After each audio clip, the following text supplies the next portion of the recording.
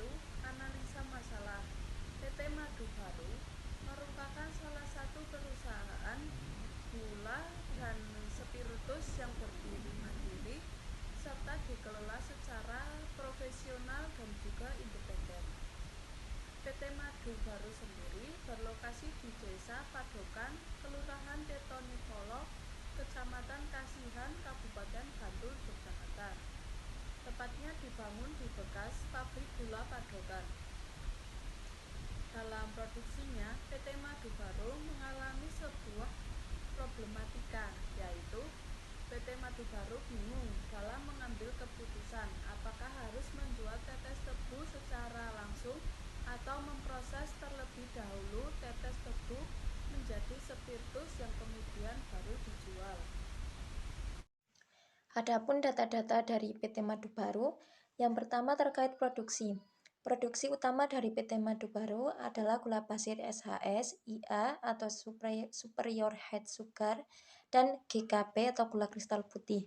Yang kedua, produksi sampingan, yaitu terdiri dari alkohol murni dengan kadar sebesar 95% yang biasanya digunakan untuk industri farmasi, kosmetik, dan lain-lain. Yang kedua, ada spiritus bakar dengan kadar sebesar 94% yang biasanya digunakan dalam pembuatan spiritus bakar. Selanjutnya, ada data-data terkait rata-rata per tahun produksi gula. Yang pertama, untuk produksi gula dengan tebu sebagai bahan baku sebesar 400.000 sampai 500.000 ton per tahun, dengan gula SHS yang dihasilkan sebesar kurang lebih 35.000 ton per tahun.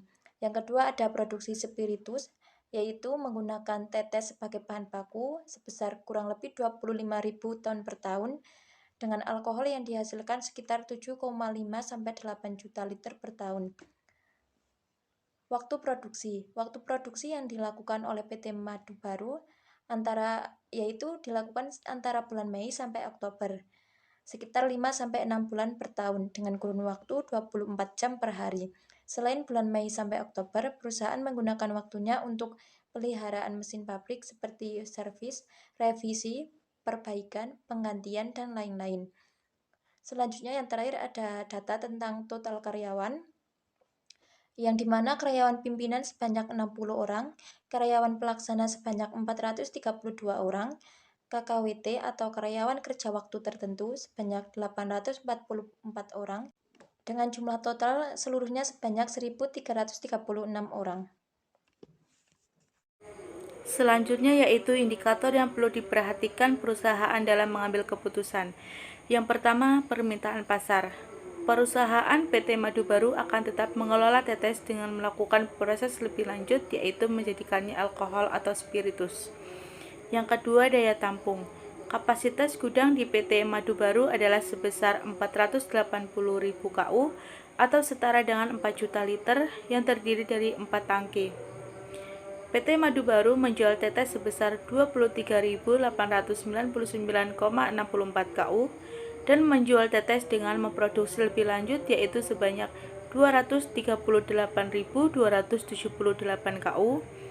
Tetes menjadi alkohol atau spiritus sebesar 6.447.400 liter yang terdiri dari 6.044.000 liter alkohol kadar 95% dan 403.400 liter spiritus kadar 94%. Selanjutnya yaitu identifikasi alternatif. Yang pertama, jika keputusan yang diambil perusahaan adalah memproses lebih lanjut tetes menjadi alkohol atau spiritus, maka jumlah tetes yang diproses lebih lanjut sama dengan jumlah tetes yang dijual, yaitu sebesar 23.899,64 KU. Kemudian tetes sebesar 23.899,64 KU diproses lebih lanjut akan menghasilkan alkohol atau spiritus sebanyak 642.100,9 liter yang terdiri dari 534.787,52 liter alkohol kadar 95% dan 107.312,57 liter spiritus kadar 94%.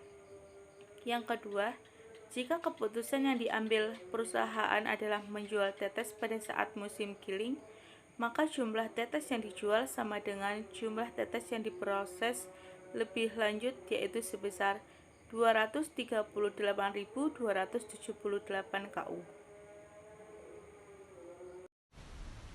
Cukup sekian dari kelompok kami. Mohon maaf apabila ada kesalahan kata. Selamat siang, terima kasih.